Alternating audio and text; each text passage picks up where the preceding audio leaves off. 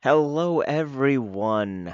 The one, the only, DP Scorpion, Damon the Scorpion Pill, the closest thing to divinity on Earth here.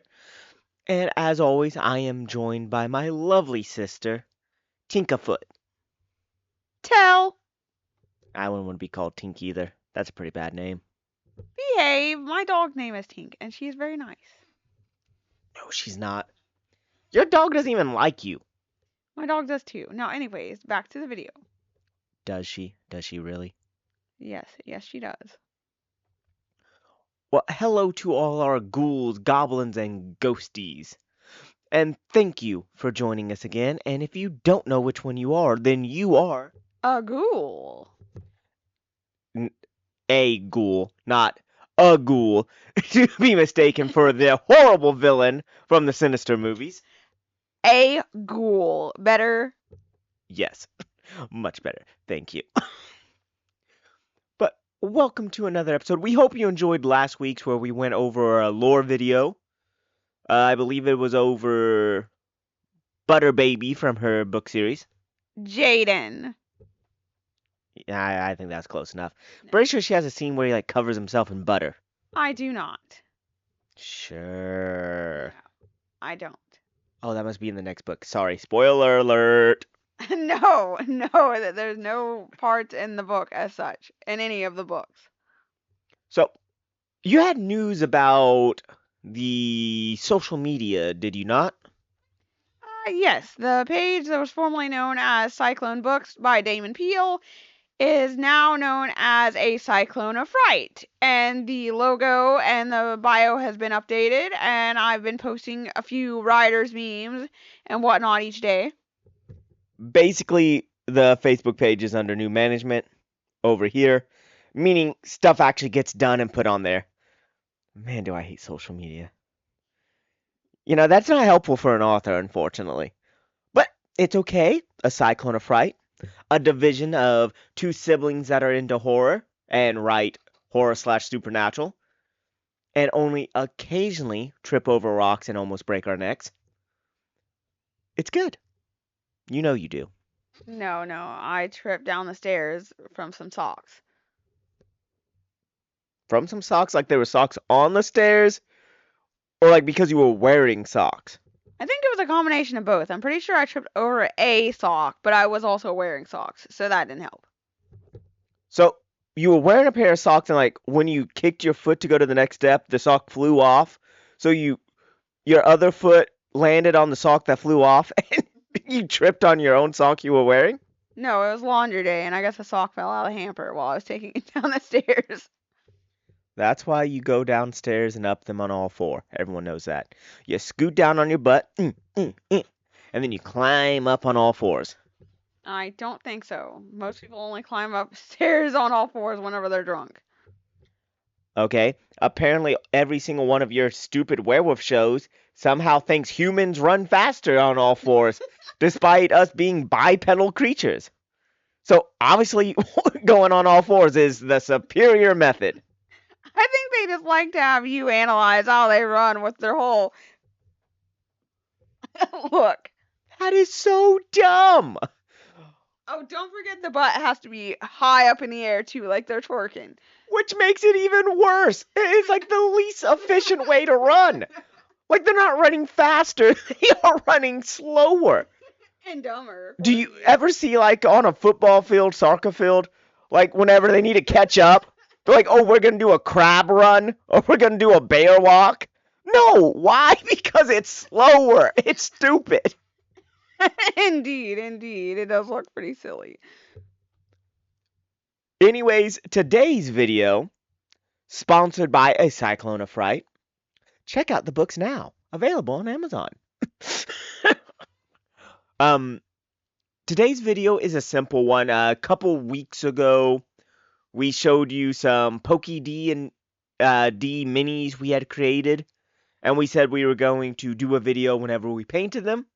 Well, this is that video. Now, we haven't painted them all. I still have, I think, 10 left to paint, and she has... Well, according to you, like 155, so I'm not really sure. 30 at the moment. Thank you very much. 30 at the moment, but that number's growing every day as I print more. Yes, obviously.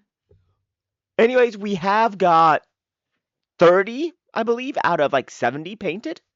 And we're going to each show you 6 of our favorite ones that we've individually painted.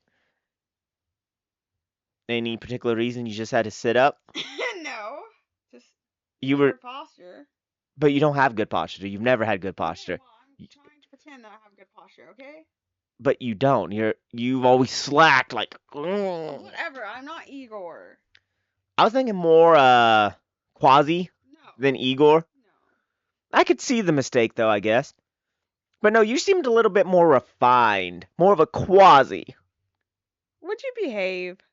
Quasi ruined your childhood, as you thought Quasimodo was the prime example of the ugly bird getting the beautiful worm, just to have your world shattered.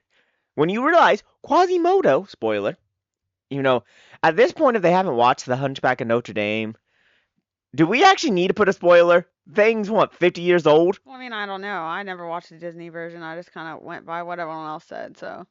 Obviously, because you thought Quasi got Esmeralda, True. which he didn't. The very attractive but friendly Prince got Esmeralda, and Quasi got to spend more time in his tower with his maybe mental illness formed gargoyles. What a sad, tragic ending. No, that was the happy ending. Well, yes, that's true. You did say that in the original one he like starved himself to death because he couldn't have her or something like that. So. Well, yeah, because evil dude who sings Hellfire. He kills Esmeralda, then he dies, and then Quasi sits over Esmeralda's grave until he starves to death. Which kind of makes you think Quasi wasn't the stand-up guy that you're led to believe. I mean, might have been a little bit of a stalker. Like, that's the type of dude you get a restraining order on nowadays. Like, if they're gonna be standing over your grave till they starve to death.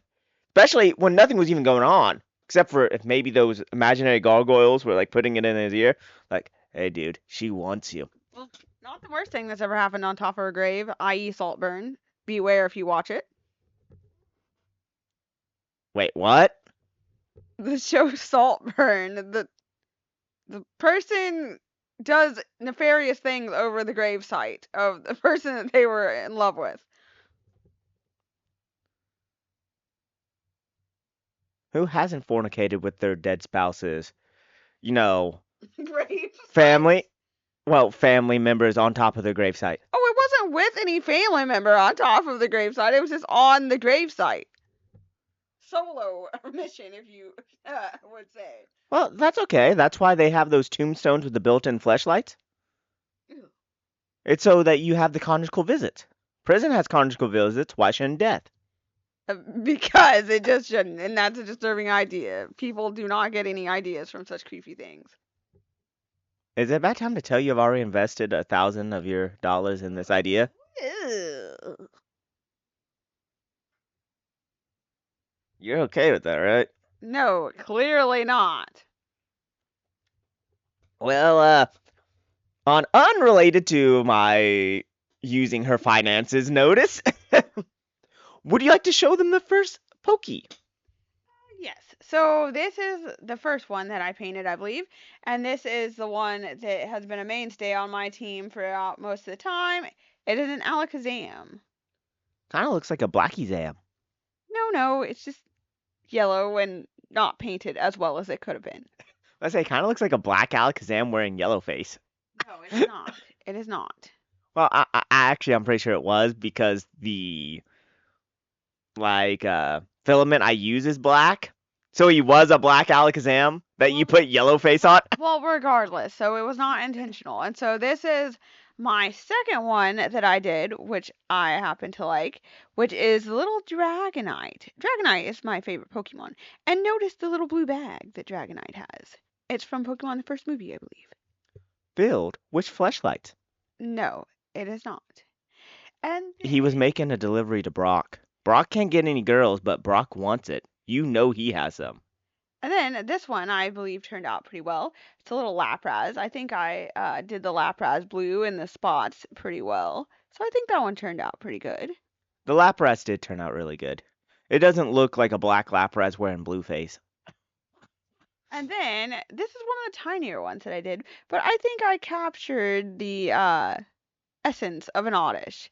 Notice how the leaves are different colors at the top. And then of course there's the little smile. I love how like the camera's right there. You can see the camera. You actively watch this screen. Yet when you're showing the pokey, you're all over the place. Okay. Like you don't know where the camera is. Okay, and then this is the Marowak. Why is it 20 feet to the side? Okay. Block my face with it. I don't care. Anyways, so this is a little bitty Marowak, and I think the Marowak turned out pretty good. And I do like Cubones and its evolved form. She likes the sad Pokemon wearing his mother's skull. That's something she's always been about. I don't like that aspect of it. I've just always felt that I was a Cubone, so You want to wear mom's skull? no, I do not. Anyway, so then this is Butterfree, which I think is the one that turned out the best out of all the ones I did. Notice the patterns on the wings are pretty good, and then the color scheme and everything else is. And then, of course, I have its little back wings. Those are pretty good as well. And don't worry, just like Ash, she doesn't plan on using her Butterfree. I may. Be honest. I may. Out of the ones you just showed, how many of them are actively going to be used on your team? Well, the Dragonite and the Alakazam I know for sure are. I may find reasons to use the others. You're going to find reason to use an Oddish. Possibly, I don't know. Not a Vileplume or a Blossom, but an Oddish. Possibly, I don't know. So, once again, you're Ash Ketchum, and you don't let your Pokemon evolve either. I'm not saying I won't let them evolve, but also that some of them could be ending up in the zoo, and I need an Oddish. Oh, so now we're talking about, slavery and making money off of the enslaved.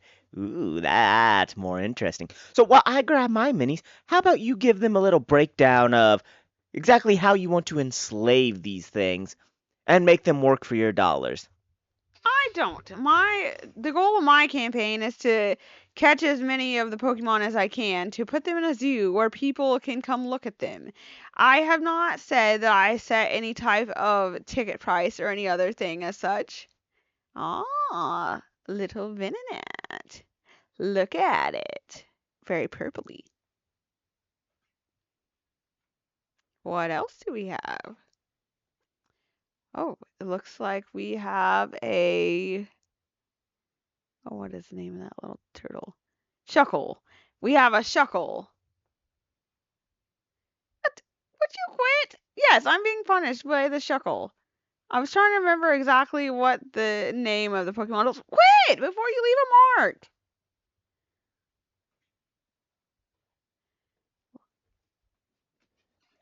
All right, I'll hand the mic back to him. Sorry, I'm back. What happened while I was gone? Well, I was explaining about my zoo, and then I accidentally forgot Shuckle's name, and then you were rubbing the Shuckle all over my forehead, trying to leave a mark on my forehead. I was gone. What you talking about? That was the Shuckle doing its own thing. It was If you got attacked by a Shuckle, that's on you. No. Shuckle's a pretty peaceful Pokemon too, so if you pissed one off enough to attack you. Behave.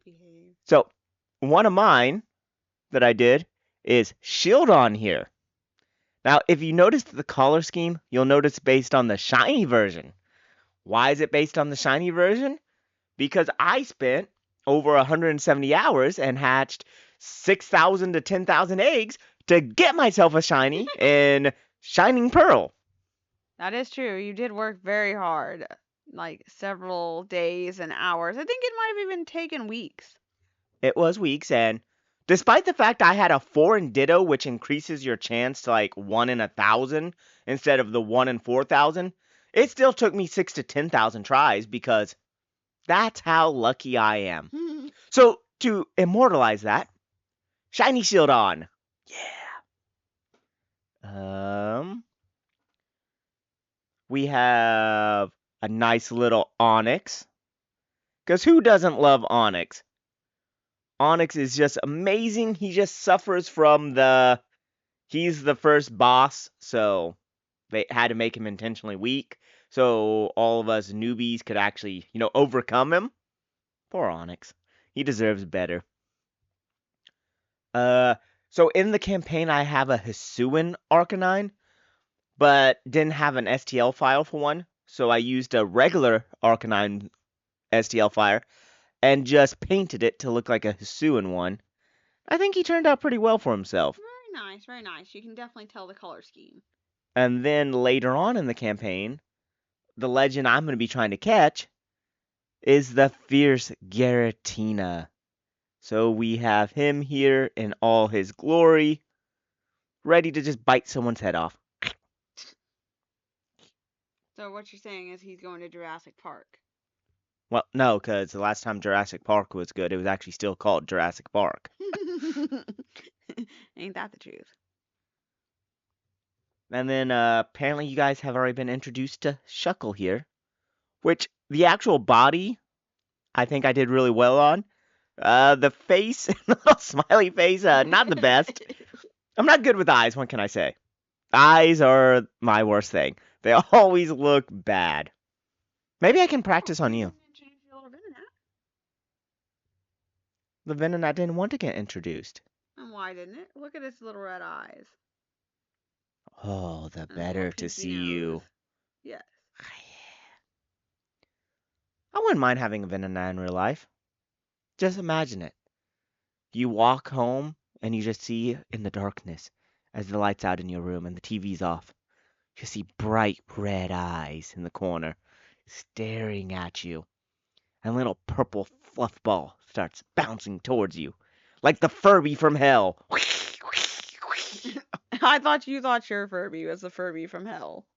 No, you thought your Furby was stupid and from hell. No. Yes, because you were like, my Stu- Furby doesn't talk. Stupid, maybe, but I don't remember thinking it was from hell. I'm pretty sure you were the one that thought your No, Furby. me and my Furby had an understanding. We had no problems. Furby protected me from Bubba. Bubba was from hell. Bubba wanted my soul. Bubba tried to get me under the covers with him. Bubba was a creep. I have some non-suitable for work thoughts about what the Bubba was doing. So yeah, no. I think I know how Bubba voted in the last election. Parents, don't let your kids hang out with Bubbas. I'm pretty sure that's what they call Leatherface too, is Bubba. Well, that is true. Almost as creepy as that free candy van that we saw the other day coming from the park. Actually, what is it? Leatherface's name, I think, changes like 4 times throughout the franchise. Probably does. At one point it was Thomas Hewitt, but I'm pretty sure it was like Tom Sawyer or something like that on the last one. It was something Sawyer, because remember the little S and the little mark on your dad Ario's chest? And, what the hell? Where does Bubba come from? Just because he's fat? All fat dudes named Bubba? No, I think he was supposed to be slow, so for some reason Bubba was translated for slow. Well, no, in the one, his actual name is Bubba. Like, it's not even a nickname. His name is straight up Bubba. I mean, maybe maybe they thought that maybe they got the same name from Eunice on Mama's Family. You know, Bubba and his little embossed shirts and all that other stuff.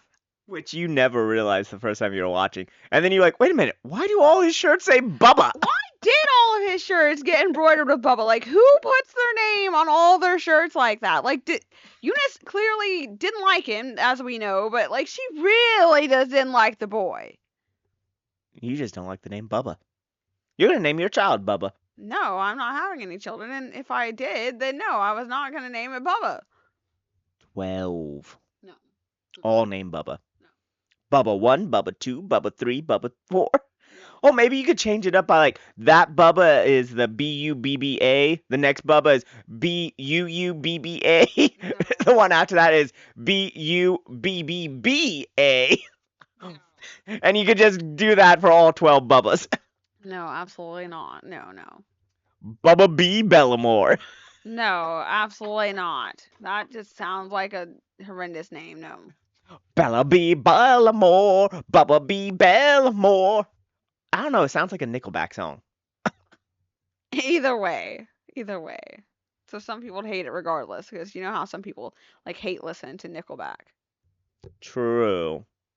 I think what would have helped the Chainsaw movies a lot is if they would have brought in Danielle Harris and just had her survive. Maybe have her like pick up the chainsaw and become Bubba. I mean, you would have watched it, so maybe other people would have too. She's the queen of horror movies, hands down. Who else would you put up there? Well, I mean, I can't think of a single other person. As far as the king, you have a couple of different people fighting for the crown. You have Tony Todd, you have Robert Englund, you have Kane Hodder, you have Kevin Bacon. Kevin Bacon is a contender. Kevin Bacon loves the horror movies, yo. I mean, he did love Friday the 13th, so You be sizzling up. sizzling like bacon. Can you name 3 horror movies with Kevin Bacon in them? I can. Well, let's see. There was Friday the 13th, Which one? the original one. And then there was Tremors, which I think is technically considered. It is. And then, of course, there's Hollow Man, which is kind of a thriller, but it also is themed as horror. There's also a Stir of Echoes. Uh, I don't remember what that one is, but it's scary for all the wrong reasons because he's like really skinny and like trying to kill this person, and like the scariest part is his skinny little body. Like I don't even remember what he was trying to do. He's breaking into a house, I know that much, and then he's like walking down the hallway with his creepily like rib cage showing. I don't know. Yeah, see, the other one I was thinking of is I'm pretty sure he's been in a recent one where they're in like a house that's haunted and like he's the villain or something. And it's like you should have got out or something like that. Well, you should have left. But that's the one I was thinking of the third one. But see, that just proves he's into a lot of horror. Look how many you were able to name. Robert Englund, I mean, that one's kind of obvious. He's been in a crap ton of horrors, from the Nightmare on Elm Streets to the Incubus movie. Zombie strippers, I'm pretty sure. Yes, he was in Zombie Strippers, but that wasn't because of the horror. That's just because the dude loves strippers. You can't blame him. Same reason he was in 2001 Maniacs. It wasn't for the horror. It's because they had all the women taking off the tops all the time. Ooh, yes, they did. Robert Englund is a man who simply enjoys the simple things in life. Horror movies, a nice pair of tits, dressing up like Freddy Krueger and doing a talk show, all of that good stuff. Kane Hodder is usually just playing the villain in a bunch of things. That's true, that's true. Friday the 13th, Hatchet. I think there's quite a few other ones, but... And then Tony Todd just has the voice of horror. Like, you can't find someone whose voice is more suited for any type of horror than Tony Todd. It was pretty creepy I'm pretty sure, Final Destination 5, whenever he's like, y'all be safe now. Ugh, that was a creepy trip back from the house. Y'all be safe now? I'm pretty sure it said, y'all be safe now. Wait, so that was creepy. But you walking out of a movie theater to all the lights being off, that's not creepy. Well, don't forget the Michael Myers music, though. It wasn't playing yet. No, you decided you walk out, there's not a single person in the movie theater, all the lights off, and you want to stick around. Well, I had to use the restroom. There was no way I was traveling 45 minutes home with a full bladder. Absolutely not. Yeah, couldn't stop at a gas station? I didn't think there was a reason to at that particular point. Maybe I should have. I have no clue. Walking into a place that should have lights on and people and having neither isn't a reason. Well, to be fair, it was a pretty late show, so there could have been that.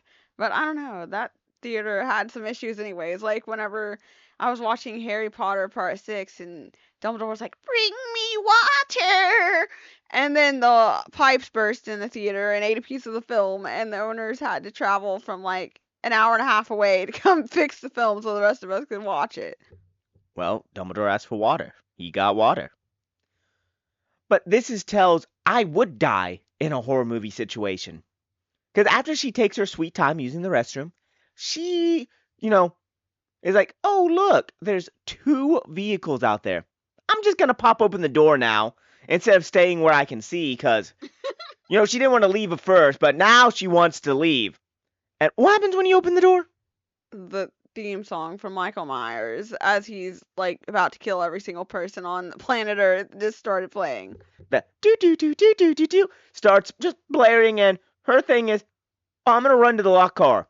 I'm not gonna shut the door. I'm not gonna do anything like that. I'm gonna run to the locked car and just be like, ah!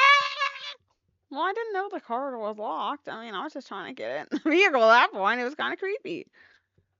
Oh yeah, now it's kind of creepy. Okay, even if the car wasn't locked, what was that gonna do? Michael Myers walks up and just gets in the car with you? Well, I mean, I didn't think it was actually Michael Myers, a hillbilly. Yeah, sure, but not Michael Myers. Okay, so hillbilly in a William Shatner mask. Is that any better? I didn't. Once again, you're mixed in Southern Indiana. I didn't see any Michael Myers mask or evidence of Michael Myers's. Okay. I think it's called Michael Myers eyes. I guess if you say so. Michael Mears. I don't think it's Michael Mears. That sounds like totally different thing starring Kiefer Sutherland. Keith Sutherland. He could have been a contender, but he didn't stick to the horror trope. He went from vampire to daughter rapist. Well, daughter assaulter. To freaking, like, sticking towels down terrorists' throats. It was a weird journey there. He was also in that one movie with Ethan Hawke and Angelina Jolie. What movie was Ethan Hawke playing a, corrupt cop in? Well, I mean, there's been several. That's just part of the Ethan Hawke cop trope. But Well, yeah, every cop movie he's in, he's a corrupt cop. pretty sure it was Taking Lives. It was the one where, for some reason, at the I think it's in the middle part whenever Ethan Hawke and Angelina Jolie are supposed to be getting real hot and heavy, like they're gyrating all around like against the wall, and then like Ethan Hawke's pants are up and zipped the entire time. So I'm really not sure what exactly was going on. Well, power of the, ghost penis. I guess. It's a superpower. Not many have it. It's only estimated 1 in 100,000 men have it. But the 1 in 100,000 that does, they know what to do with it. They utilize the power of the ghost penis to save every life they can. I guess, unless of course the movie's called Taking Lives, in which case they're not saving lives. Okay, nope. Devil's advocate. What if the life they took was going to lead to taking more lives later, so they did save lives? Well, it didn't say that he was Dexter, okay? It just said that like he liked taking lives. Well, no, the person that he killed would have got drunk 2 years from then for his bachelor party before he got married, and he was going to crash into a school bus full of children petting penguins. Thus, he saved that school bus full of children petting penguins. Was it Mr. Popper's penguins? Why were they randomly on a school bus petting penguins? Well, do you need to really know why a kidnapper has penguins and children? I don't know, but it's more likely that Ethan Hawke as the grabber was going to be doing nefarious, so. Well, no, because he didn't use penguins. He just grabbed them. He wasn't called the penguin kidnapper. He wasn't called Penguin Man. He was called the grabber. He simply grabbed them. Speaking of the grabber, have you seen that new Fanta commercial online? What the hell's Fanta? Is that like a ghost? No, it's a soda. There's like strawberry and orange and grape and I think maybe like pineapple. There's like 4 or 5. Okay, so it's poison. Anyways, so These are my opinions. I do not like Fanta. Fanta, please do not come after me and sue me just because I dislike your beverage. so anyways, I think she likes it. I mean, I think I've tried the strawberry one before. But also, so anyways, so it's got like a convenience store and someone's like grabbing a Fanta and then Chucky and Megan and the grabber and Freddy Fazbear maybe are at What the the gas hell is a station. Freddy Fazbear? Is that like Brandon Fraser's teddy bear? No, it's the thing from Five Nights at Freddy's. I think it'd be cooler if it was Brendan Fraser's teddy bear. But either way, so people were like, when did the Grabber and Megan get on the same level as Chucky? Like, that was their take on it. Um, I'm gonna say since the creator of Chucky decided he wanted to see how far he could go with his fan base still just getting behind it. He wanted to see how much staying power Brad Dourif actually has. Because he was like, yo, I'm gonna. Like, I already had a show where dolls were getting it on and having babies, and then the babies were having identity crises. That's The true. sad thing is, those were the good days. Like, he really went off the rails with the plot after that. Like, the plot didn't make sense. The timeline doesn't make sense. Retcon's a bunch of crap. Like, it really goes off the rail. The only redeeming feature is Brad Dourif, and Fiona Durham? she's okay, but I was actually thinking of Andy. I just can never remember the dude's name. Alex Vincent? Alex Vincent. Those two are the only redeeming qualities left in that series. Like, Curse of Chucky, that movie sucks. It doesn't even normally make our replay list when we're watching all the Chuckies. Don't forget Kyle. Kyle was in it. I just don't remember what her actual name is outside of the show. Well, I think she comes back in Cult of Chucky. She's not in Curse of Chucky, though. That is true. And I think Cult of Chucky is just a little thing at the end. I don't even know if she has a line or if you just see her. Well, I mean, she even not with no line, she was doing better than some of those storylines that was going on in that movie. But in Curse of Chucky, the only part that we'll watch when we do our, yearly at Halloween time watch of all the Chuckies, Leprechauns, Halloweens, Friday the 13th, Nightmare on Elm Street, yeah, you get the idea, and watch a bunch of random ones we haven't watched. But, Which are usually horrendous. correct. But the only redeeming fact of that movie is when Chucky stabs Fiona Dourif, and she's like, "Ha ha! Joke's on you! I did so much drugs before this, I can't feel a thing!" And bam! Punches him in the face. And the very end, I thought it was just because she was paralyzed, but I didn't know it was because she did so much drugs. yeah, no, she could walk the entire time. She was just so high on drugs, she forgot she could. Well, no, that would have been a better storyline than what they went with. But at the very end, the end credit scene is Andy and Chucky. Chucky's like, "Ha ha, I'm gonna get the drop on him." And Andy just has a shotgun, like, "Hello." Hello, old friend. Like, that was amazing. That's the only part of that movie that's amazing. And we'll actually skip to that part and watch that part on our marathon. And I think it's called the only good parts of the part where he's walking down the hallway and that crazy lady starts talking to him and he's like, "Oh wait," and then he's like, "I'll be back to kill you later." Oh, the part where it's like, I am a vintage 80s toy holding a very sharp scalpel. I see things too. I'll be back to kill you. And then at the very end, whenever, Chucky's stupidly in Fiona Dourif's body and like tap dancing, and Andy sees them, and Andy just tries to pull the trigger. Like, no hesitation. He's just like, but out of ammo. That's just a beautiful moment. Well, don't forget the psychiatrist part where he's like, "I don't know whether or not to admire you or find you disgusting."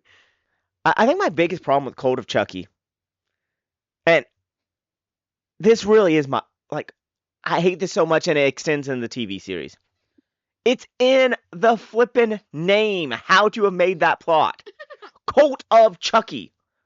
There's a bunch of people who idolize and have cults that really shouldn't. Dahmer had so much fan mail, it wasn't funny. Like, people are cults for these people.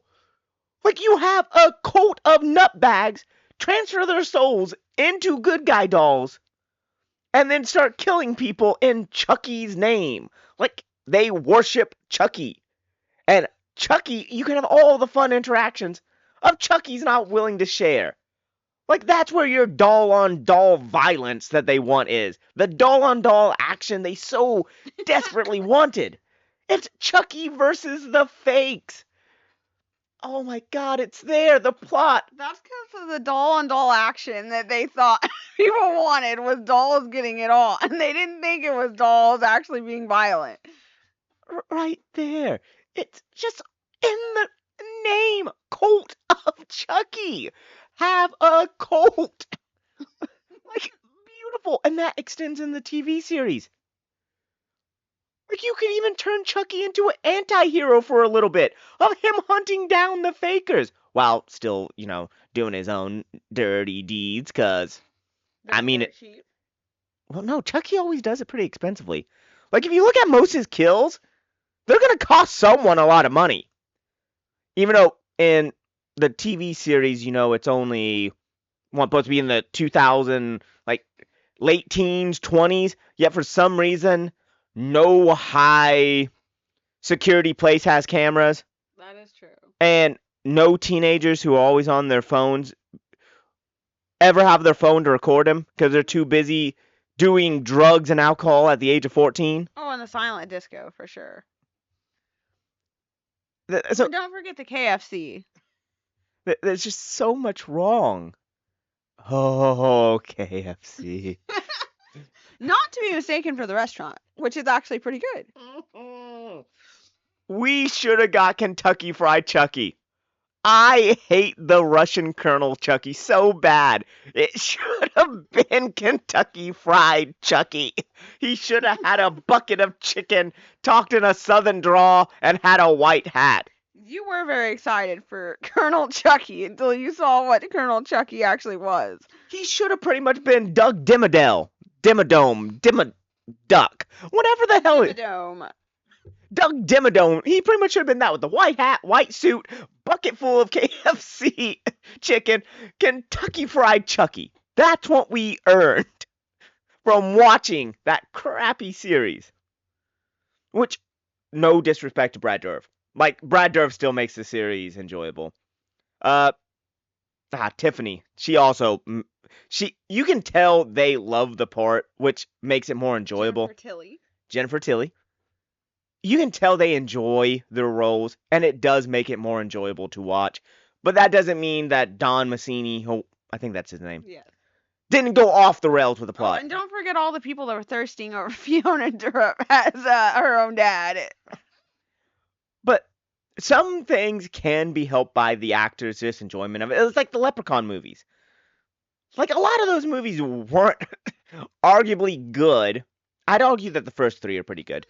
But after that, pretty steep downhill with the in the hood, back to the hood, and popping out people's penises in space. Yeah, I was about to say, that was whenever it went down, had a downfall. Sorry, popping out of penises in space. But Warwick Davis just gave so much energy and fun to the role. Like, they're all enjoyable.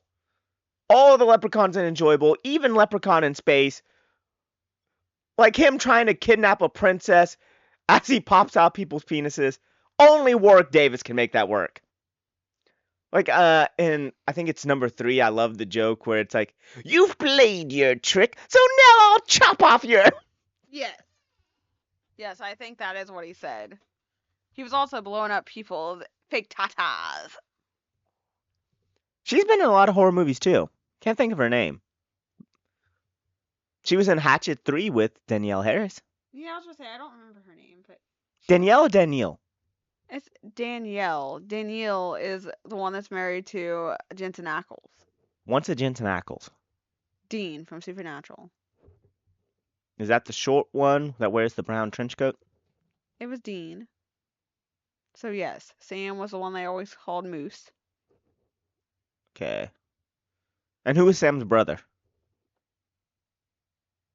Obviously Dean. I think they referenced to him as Squirrel. Oh. Well, I just asked if it was the one wearing the brown trench coat. Isn't that the angel? Well, I mean, Castiel does wear a brown trench coat, but Dean also wears, like, a leather jacket. Is that a brown trench coat? No, anyway, so Castiel is the one that was wearing the brown trench coat, but no, Dean is the one that, said Dad's on a mission, and he hasn't been back in a few days, and dragged Sam along with him. He should have just partied. He should have, like, ordered some pizza on the dad's credit card and threw a party. Woo woo. I mean, he could have, but he didn't. Then you wouldn't have had Sam's girlfriend burning on the ceiling. Well, you kind of still would have.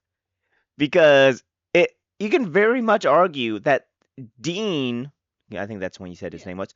Dean's involvement there or not had no effect because, as it turns out, old Yellow Eyes was just like looking at Sam in his little Playhouse magazine. So I'm thinking he would have burned up his girl regardless. I mean, maybe he did have a thing against the women in Sam's lives burning. Wouldn't it have made more sense to just let Sam keep going, not burn up his girlfriend, and then just kidnap him one day? Like go Ethan Hawke on him and just grab him? Nah, too easy, I think, for Yellow Eyes. Well, because isn't all he wound up doing was grabbing him and putting him in a old western town and saying, "Hey, the 10 of you here, kill each other, please." And they were like, "Oh, all right." They're like, "Cool, okay, yeah, no, we'll kill each other, no questions asked." Yeah, I think that was about how it went. Like there wasn't even a need for it. They could have worked together, anything, and they were just like, "Oh, cool." They might as well be what's his face from the Chad skits. Pete Davidson? Yes, that was young Houdini attacking my sock. But yeah, because they were just like, "Oh, I mean, cool. You want us to murder each other, yeah? I mean, you're not really posing any danger or anything that would make us, but yeah, sure, no, we'll kill each other. No worries." Yeah, it was like a Chad skit for sure. Because it's like, "Oh, could we walk out of this town?" Well, yeah. You gonna do anything? Well, I'll try to put you back in the town. Oh, okay, cool, I guess. Um, what about if we all like just stick our teeth in you vampire style and drink your blood? You'd be insanely powerful then. Oh, well, cool. Yeah, pretty much. Okay, so the videos went longer than I thought. So anything left to say? I mean, I released my ebook. I wasn't sure if I had spoken of that yet. I think you did last time. 'Cause I think you said, "Wee, I did it! I did it! My ebook is live, and it's only $22.99." It's not $22.99. It's $1.99 on the Kindle app. Kindle app. Well, on Amazon. You can get it through the Kindle app, I'm pretty sure. It's on Kindle Unlimited. I don't know. I don't know a lot. But is there anything else you'd like to add before we call it for this one? Besides, thank you, Warwick Davis, Brad Dourif, Robert England, Alex Vincent, Danielle Harris, Tony Todd, Kane Hodder, and any of the other ones that we mentioned for just your love of the horror franchise. You really do make the movies more enjoyable. Because let's be honest, most of them are, yeah, they're not the best, but you guys make them watchable and you make them fun to watch. So thank you for that. Anything else? Tinka Tata Tuta? Don't call me that. And no, not that I can think of. Well, then, for this week, we humbly say thank you for tuning in to A Cyclone of Fright. And to all our ghouls, goblins, and ghosties, we hope you have a great week. We will see you next Saturday, as always. And for the 4 of you who watch this, make sure to tell a friend to watch it. Like, duct tape them to a chair, duct tape their eyes open, and make them. Because that's what good friends do. And if you get done with that pesky kidnapping charge, just say, "I didn't know it was kidnapping." That's never worked for me. Still have those 22 litigations. Behave. Well, I mean, how was I supposed to know? When you have a sign on your back saying, "Please kidnap me." That seems like consent. No, it is not. No, it is not. Then what the hell is consent if "Please take me to your house and duct tape me to a chair" is not consent? It's just not.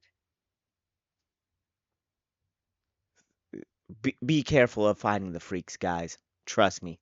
It's not worth it. You always wind up in litigation. But if you don't know which one you were out of the ghouls, goblins, and ghosties, or a freak, then you're definitely a ghoul. Freaks fall into the ghoul category, without a doubt. I am still a ghost. She's a zombie. I am not. I think we decided that I was short enough to be a goblin. But you're not green enough to be a goblin. Well, but I am black, and we all know that Hollywood likes putting black people in green makeup, so. True. Very true. You know, I still think you'd be a zombie. Because you're so far out that you're not even in the ghoul, ghost, and freaking goblin. You a zombie. I mean, maybe. You're a bee-zom. I am not a bee-zom. Bee-zom. Tell the bee-zom. Anyhow. She'll bite you No. for No. fun. No. Till next time, guys. Have a great one. Cyclone of Fright out and read a book. Well, any book would do.